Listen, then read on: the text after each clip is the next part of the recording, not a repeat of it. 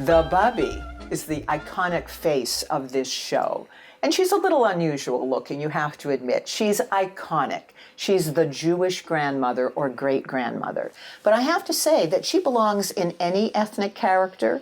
There are Chinese grandmothers and African-American grandmothers who friends have said to me, that's my grandma in that show. So let me tell you a little bit about the Bubbe. My ancestors came from Eastern Europe and Russia. But I never had a Bubbe who looked like that or sounded like that because my two grandmas came to Canada. One came when she was 3 years old and the other was actually born in Canada, early settlers. So I, in a sense, made up the Bubbe to reflect my imagined great-grandmothers.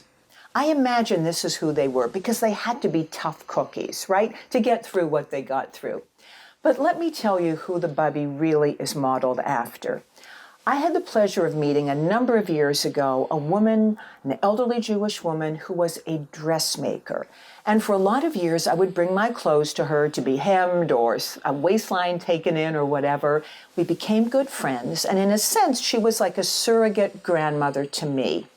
She was a Holocaust survivor, and she did speak with a very thick accent.